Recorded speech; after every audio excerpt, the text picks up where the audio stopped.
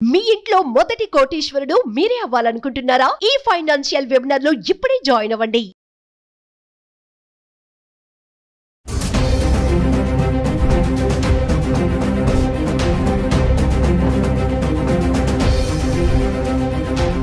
Hi hello నమస్తే, welcome back to Suman TV. ప్రస్తుతం మనతో పాటు ఉన్నారు consumer welfare committee chairman Mandadi Krishna Reddy గారు.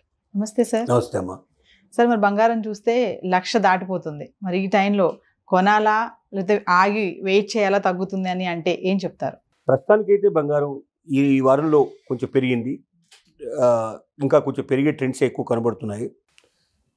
ఇలా పెరగడానికి మెయిన్ రీజన్స్ ఏం కనబడుతున్నాయంటే, ముఖ్యంగా దేశాలు రిజర్వ్ బ్యాంక్స్ ఏవైతే ఉన్నాయో, కంట్రీస్ యొక్క రిజర్వ్ బ్యాంక్స్ గోల్డ్ కొని పెట్టుకోవడానికి ఎక్కువ ప్రయత్నం చేస్తున్నాయి.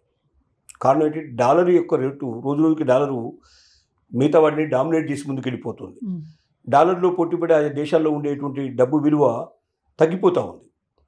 ఆ తగ్గిపోతున్న విలువను పెంచుకోవాలంటే రిజర్వ్ బ్యాంక్ దగ్గర గోల్డ్ నిల్వలు ఎక్కువ ఉండాలి.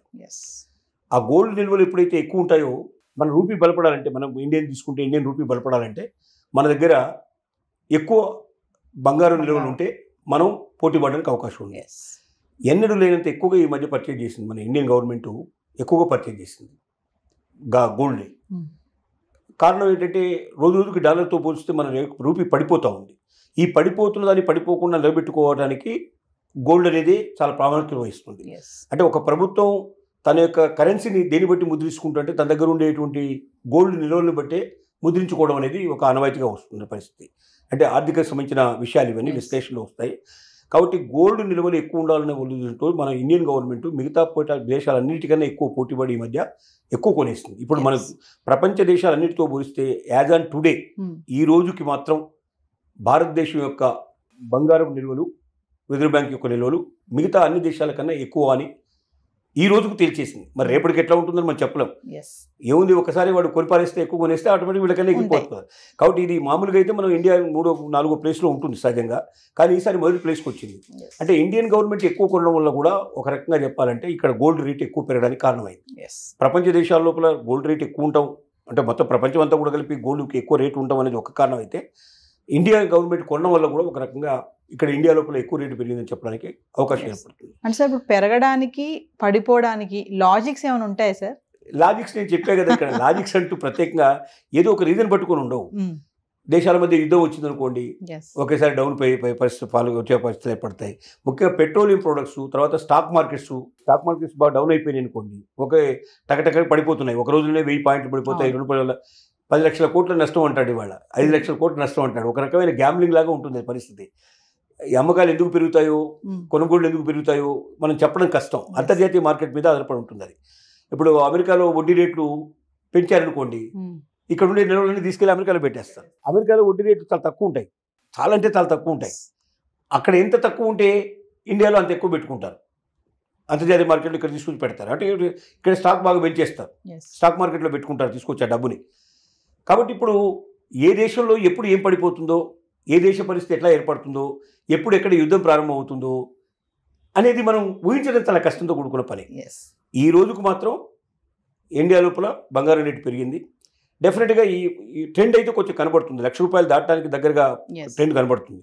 అయితే ₹1,00,000 దాటి అక్కడే ఉంటుందని మనం గ్యారంటీ ఇవ్వలేము. వెనక్కి పడిపోవడానికి కూడా పాసిబిలిటీస్ అంతగానే ఉన్నాయి. అందుకే గోల్డ్ని ఎక్స్పెక్ట్ చేయడం కానీ, గోల్డ్ ఊహించి చెప్పడం కానీ, ఎవరైనా దీన్ని అన్నింటినీ అంచనా వేసేట్టు దీన్ని అంచనా వేయడం చాలా కష్టం. ఎందుకంటే యుద్ధం ఎప్పుడు వస్తుందో ఎవరు చెప్పగలుగుతారు? యుద్ధం ఎందుకు వస్తుందో ఎవరు చెప్పగలుగుతారు? యుద్ధం ఎప్పుడు ఆగిపోతుందో ఎవరు చెప్పగలుగుతారు? యుద్ధం ఆగిపోతే బంగారం మీద ప్రభావం ఉంటుంది, యుద్ధం ప్రారంభమైతే బంగారం మీద ప్రభావం ఉంటుంది. స్టాక్ మార్కెట్లు ఎప్పుడు పడిపోతాయో మనం ఎవరు చెప్పగలరు? కాబట్టి ఇవన్నీ కూడా ఏంటంటే ఊహాజనితమైన విషయాలు కావు, ఇవి ఊహకు అందనటువంటి విషయాలు.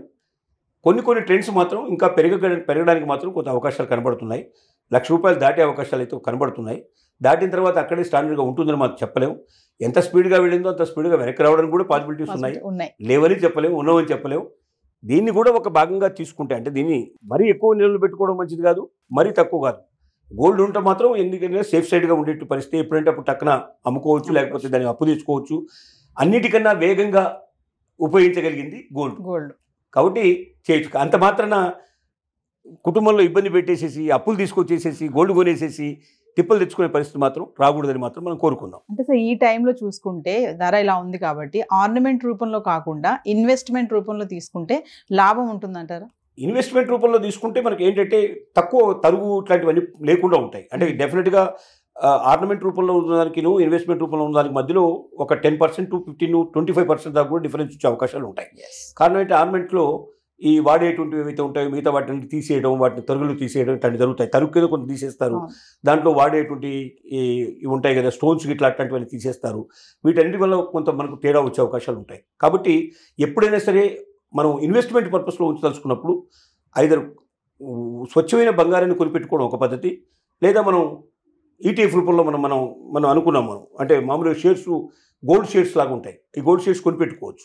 పెట్టుకుంటే వాళ్ళకి ఏ రేటు పెరిగితే రేటు ప్రకారం మనకి ఇస్తారు, లేదైతే రేట్ చేస్తారు. ఏ రోజు కావాలంటే ఆ రోజు మన డబ్బులు మనం వెంటనే డిమాట్ అకౌంట్ ఉంటే మనం ట్రాన్స్ఫర్ చేసుకునే అవకాశం మనకు ఉంటుంది. అది ఒక క్షణంలో జరిగిపోతుంది. కావాలంటే అక్కడ ఏ తరుగు ఉండదు, కరెక్ట్గా రేట్ ఏదైతే ఉందో ఇంటర్నేషనల్ రేట్ ఉందో ఆ రేట్ మనకు వచ్చేస్తుంది. ఇలాంటి పాసిబిలిటీస్ ఉంటాయి. అంటే 1,00,000 వరకు వెళ్ళే ఛాన్స్ ఉంది, పడిపోయే ఛాన్స్ కూడా ఉందని చెప్తున్నారు. 100% గ్యారంటీగా చెప్తున్నాను. గోల్డ్ని ఇంతవరకు ప్రపంచంలో ఏ ఒక్క వ్యక్తి కూడా ఇది ఖచ్చితంగా ఇంత పెరుగుతుంది అక్కడ నిలబడుతుంది ఇంతవరకు ఎవరు గ్యారంటీ ఇవ్వలేదు. ఇచ్చినది నమ్మదగిన విషయం కాదు. నమస్తే సార్.